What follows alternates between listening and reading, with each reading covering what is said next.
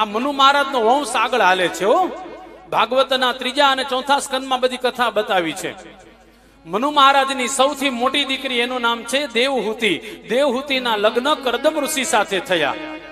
ભાગવતમાં લખેલું છે, પરીક્ષિત મહારાજે કીધું, હે સુખદેવજી, કૃપા કરીને મને થોડી આમ વિસ્તારથી કથા કહો ને, મારે વિસ્તારથી સાંભળવું છે. એ સમયે સુખદેવજી મહારાજે કીધું, પરીક્ષિત સાંભળ. એકવાર બન્યું એવું, ગુજરાતની અંદર સિદ્ધપુરની અંદર એક ઋષિ રહેતા હતા. એ ઋષિનું નામ છે કરદમ ઋષિ. આ કરદમ ઋષિ તપ કરતા હતા. શેના માટે તપ કરતા હતા? ભાગવતમાં લખેલું છે. કરદમ ઋષિ શેની હાટુ તપ કરતા હતા? તો કે મને સારી પત્ની મળે ને એટલા માટે તપ કરતા હતા. પણ અહીંયા લખેલું છે, કરદમ ઋષિ તપ કરતા હતા. તપ કરતા કરતા અનેક વર્ષો વીતી ગયા, અને જ્યારે અનેક વર્ષો વીતી ગયા ત્યારે ઠાકોરજી પ્રગટ થયા, અને ઠાકોરજીને જોઈ અને કરદમ ઋષિના આંખમાં આંસુ આવી ગયા. અને આંસુ આવ્યા એટલે ત્યાં એક સરોવર બની ગયું. એ સરોવરનું નામ છે બિંદુ સરોવર. કરદમ ઋષિએ ભગવાનને કીધું, હે ભગવાન, તમે મારા તપથી જો પ્રસન્ન થયા હોય ને, સાંભળજો, કથા સાંભળવા જેવી છે. કરદમ ઋષિએ શું માંગ્યું? ભગવાન, તમે મારી ઉપર પ્રસન્ન થયા હો ને, અને મને જો દર્શન આપ્યા જ હોય ને, તો તમને મારા ઘેરે જન્મ લેવાનું મન થાય ને એવી ઘરવાળી મને આપો. શું કીધું? તમને મારા ઘેરે જન્મ લેવાનું મન થાય એવી ઘરવાળી મને આપો. ઇનડાયરેક્ટલી શું કહી દીધું? ભગવાન, તમે મારા દીકરા થઈને આવી જાઓ. ભગવાન હસવા લાગ્યા, મંદ મંદ, વાહ, ભક્તો હોય તો આવો. મને દીકરો બનાવવા માટે તૈયાર થઈ ગયો. આ ભગવાને કીધું, તથાસ્તુ. કરદમ ઋષિની મોટી દીકરી દેવહૂતિની સાથે, હે કરદમ ઋષિ, તમારા લગ્ન થશે. આ મનુ મહારાજની મોટી દીકરી દેવહૂતિ સાથે, હે કરદમ ઋષિ, તમારા લગ્ન થશે. એટલું કહી અને ભગવાન તો જતા રહ્યા.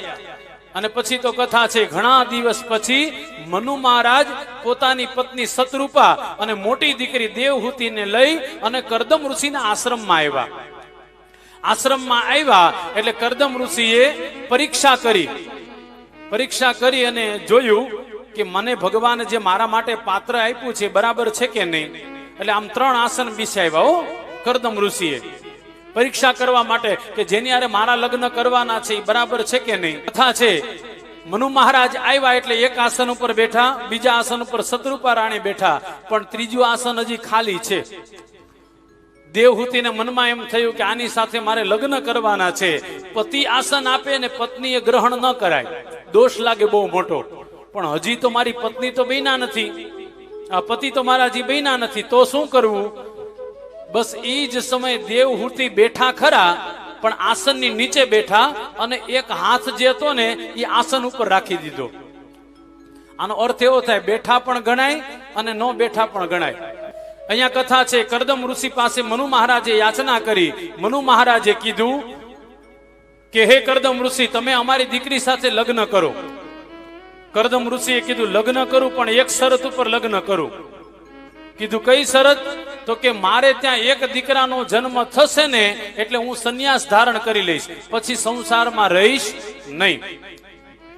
પછી સંસારમાં નહીં રહું. જ્યાં એટલું કીધું ત્યાં તો દેવહૂતિ મંદ મંદ મુસ્કાવા લાગ્યા. અને જ્યાં મુસ્કાવા લાગ્યા એ જ સમયે મનુ મહારાજે પોતાની દીકરી દેવહૂતિના લગ્ન કરદમ ઋષિ સાથે કર્યા. કરદમ ઋષિ અને દેવહૂતિના લગ્ન થયા પછી એને ત્યાં 9 કન્યાનો જન્મ થયો. કેટલી? 9 દીકરીનો જન્મ થયો. આ 9 દીકરીના જન્મ પછી 9 દીકરીને યોગ્ય ઋષિઓ સાથે પરણાવી દીધી. અને કરદમ ઋષિ અને દેવહૂતિ વાટ જોવે છે કે ભગવાન અમારે દીકરા થઈને ક્યારે આવશે.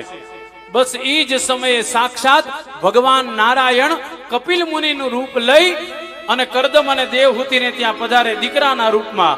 એકવાર જય જયકાર કરો. બોલ શ્રી કપિલ નારાયણ ભગવાન કી જય.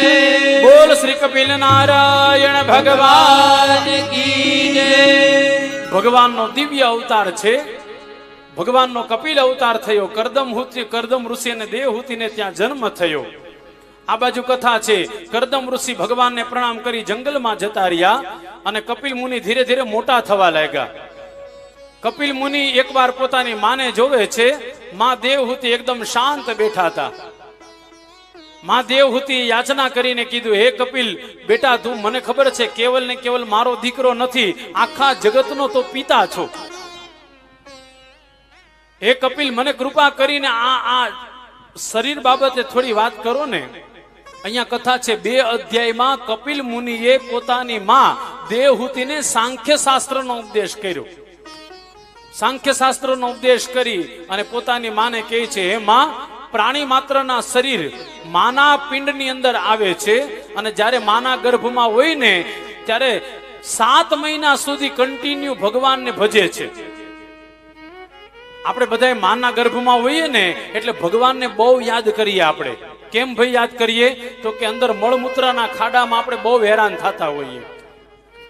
8મા મહિને તો આપણી તીવ્રતા વધી જાય અને 9મા મહિના ભગવાનને કહીએ, ભગવાન હવે આ ગર્ભમાંથી અમને બહાર કાઢો. બસ એ જ સમયે ભગવાન આપણા બધાનું સાંભળી લે છે અને 9 માસ થતા ભગવાન આપણને માના ગર્ભમાંથી બહાર કાઢે છે. કથા છે, કપિલ મુનિ પોતાની માને સાંખ્ય શાસ્ત્રનો ઉપદેશ કરે છે. દેવહૂતિને કહે છે, માં, આ સાંખ્ય શાસ્ત્રનો હું તને ઉપદેશ કરું છું. બસ એ જ સાંભળી અને દેવહૂતિ માતાએ કપિલ મુનિને પ્રણામ કરે છે. એ સમયે માં દેવહૂતિએ પોતાના પ્રાણ છોડી દીધા. એકવાર જય જયકાર કરો. બોલ શ્રી કપિલ મહારાજ કી જય.